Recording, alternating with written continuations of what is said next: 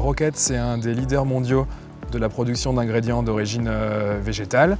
On a créé une filière pois pour l'alimentation humaine, premièrement parce qu'on pense que le marché des protéines végétales est en plein essor. C'est une protéine qui est non allergène, non OGM. Le pois est particulièrement à l'honneur parce qu'il fait partie des productions, des espèces qui fournissent des protéines végétales. Au moment où on a une demande croissante en protéines végétales, notamment pour l'alimentation humaine. On entend aussi beaucoup parler du pois parce que c'est une légumineuse, c'est-à-dire c'est une plante qui a la propriété, par des voies particulières et symbiotiques, de produire de l'azote.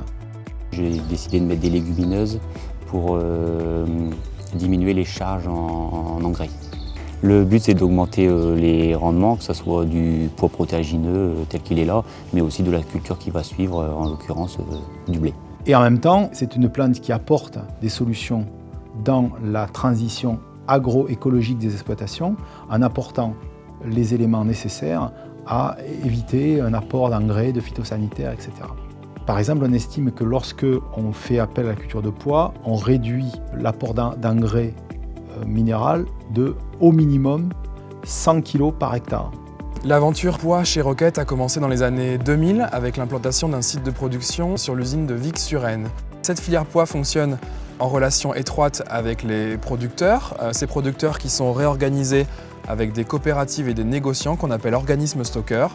Et nous avons défini un parcours culturel et un parcours logistique pour obtenir des produits de haute qualité. Le parcours culturel aujourd'hui chez Roquette, c'est un parcours avec les agriculteurs dans les champs avec plusieurs objectifs. Le premier, assurer une traçabilité du champ à l'assiette des matières premières. Le deuxième, aujourd'hui, c'est de réduire au maximum l'utilisation des produits de traitement des plantes. Et le troisième, en effet, c'est d'obtenir une production de haute qualité pour servir nos clients. Les bénéfices concrets pour l'agriculteur, c'est une valorisation des productions au respect du cahier des charges. Aujourd'hui, le protocole aide l'agriculteur parce que premièrement, il lui donne une visibilité sur ses débouchés.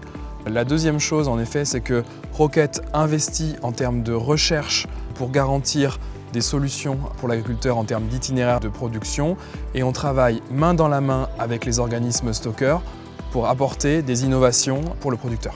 Alors les contrôles qui sont faits ici, c'est premièrement le contrôle de la présence de blé dans les lots de pois, puis les critères techniques qui sont l'humidité, les grains cassés et les impuretés diverses. Tout l'enjeu pour nous, c'est de montrer la valeur et de valoriser la qualité sanitaire et durable et la qualité gustative de nos pois. C'est une démarche pionnière qui est support pour les différents maillons de la filière.